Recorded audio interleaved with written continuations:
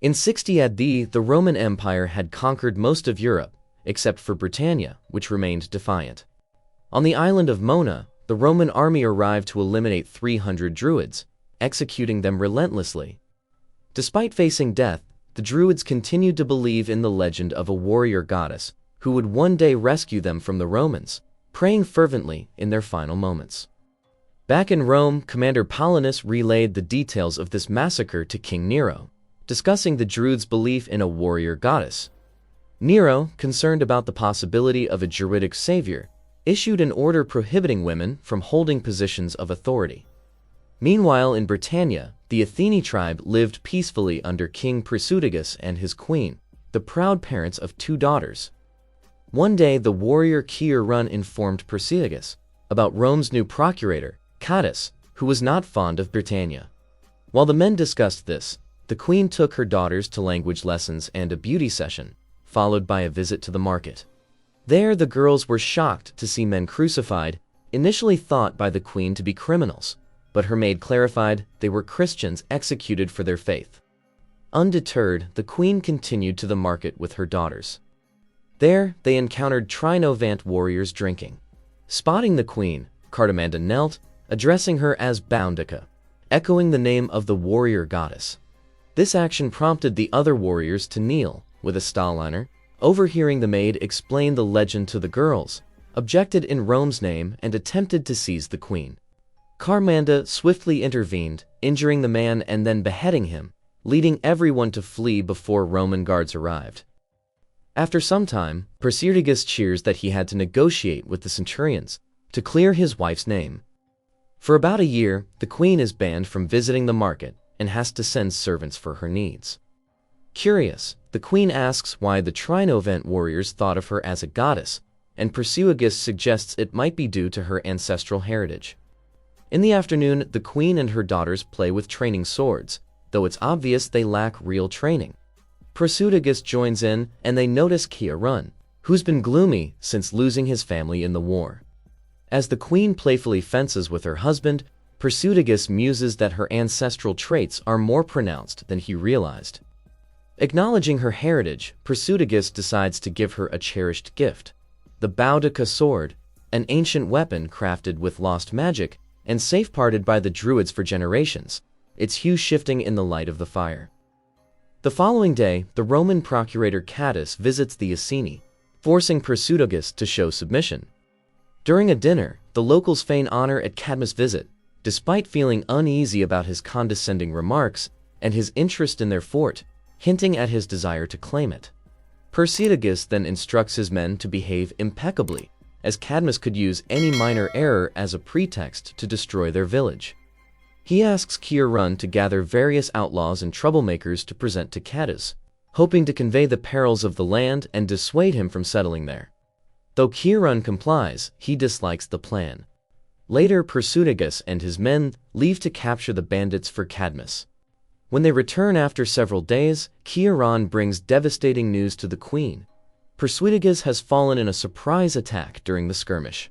Distraught, the queen breaks down, angrily reproaching the men for failing to protect their king.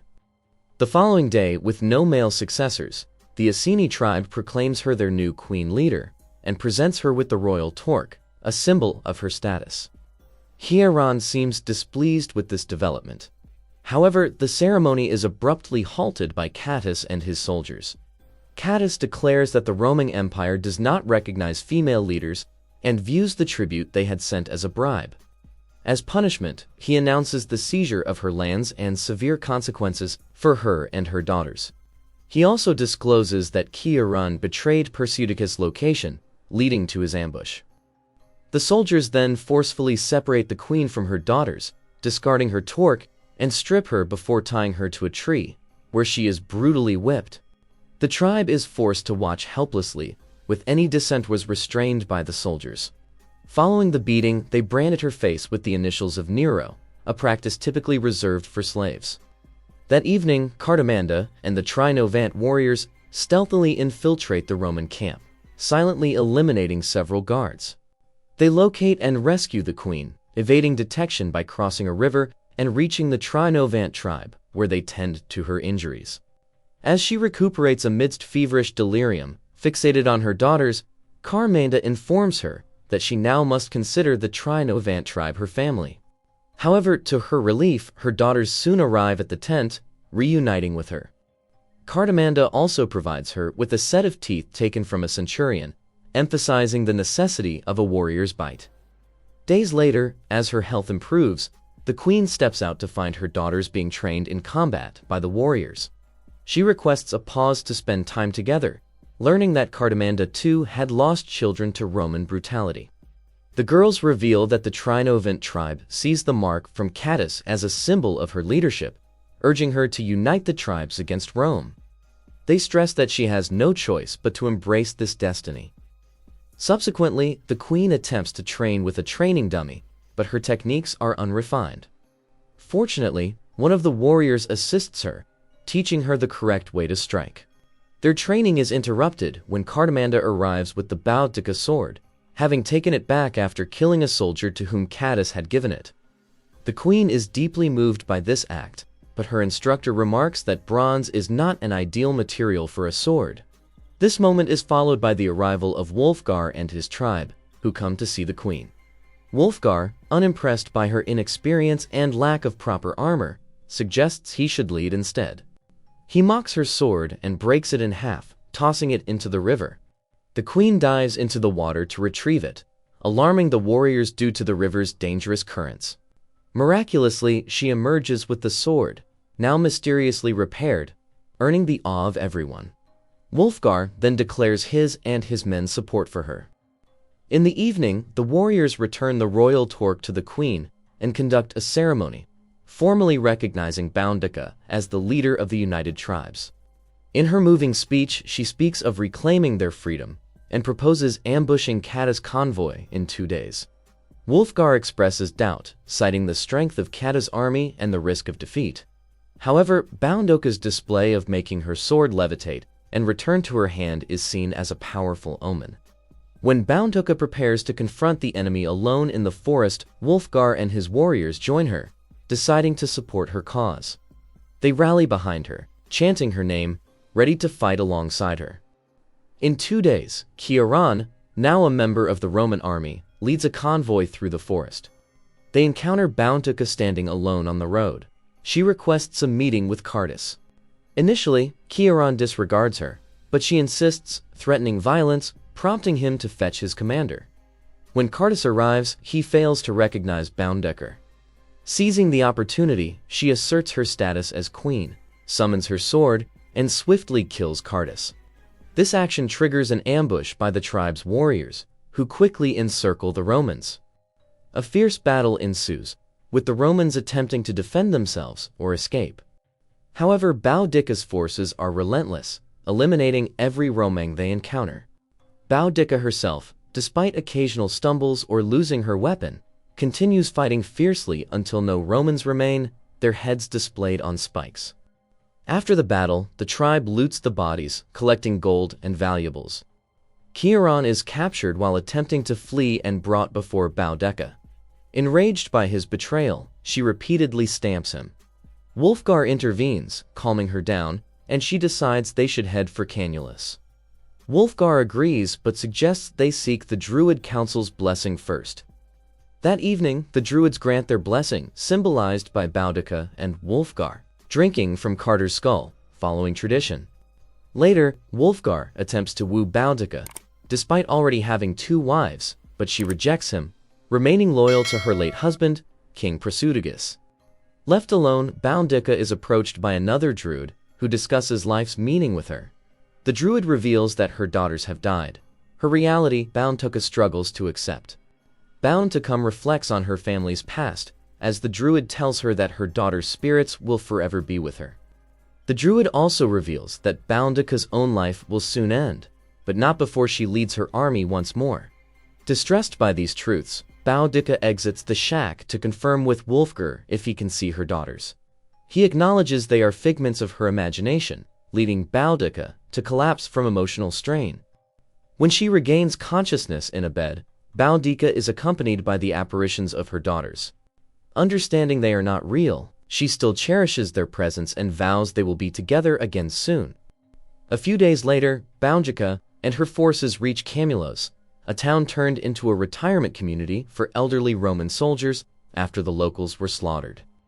The town falls easily to Boudica's army, resulting in a brutal massacre of the aged Romans, with heads gruesomely severed. The conquest is swift, and after looting, they burn the settlement, with Boudica declaring this is just the beginning. Back at their camp, Boudica observes the warriors celebrating unusually. Wolfgar explains they are marking their faces like hers as a tribute. Boudica is initially upset, associating the mark with enslavement, but Wolfgar points out they are redefining its meaning, being illiterate. In Cambridge Forest, they ambush another Roman convoy, mercilessly killing many soldiers. Boudica's forces grow more skilled and savage with each battle, decapitating enemies without hesitation. Later in London, they launch a night attack on the harbor, setting fire to Roman ships. Despite the Romans' efforts to defend, they are overwhelmed by the fierce tribesmen. Boudica takes particular satisfaction in beheading the Roman captain, reveling in the triumph. In Rome, chaos ensues as riots engulf the city and buildings are set ablaze. The populace, frustrated by the costly war, clamors for victory. Paulinus attempts to save Emperor Nero.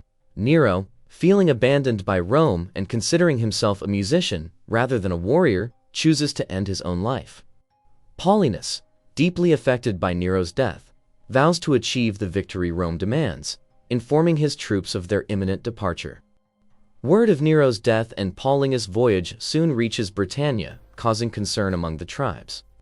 Wolfgar discusses with Boudica the formidable nature of the king's army, suggesting a strategic retreat to regroup with additional forces from the north in the spring. Despite Wolfgar's advice, Boudica is adamant about continuing the fight, driven by the spirits of her daughters and her refusal to align with Wolfgar for political gains. Unable to reconcile their strategies, Wolfgar departs with his men, leaving Boudica with only the Trinovant tribe. The next day, as they prepare for battle, they learn that Paulinus is heading to Watling Street. Boudica, eager for confrontation, rallies her tribe with an impassioned speech and a symbolic gesture to the land, promising to reclaim their freedom.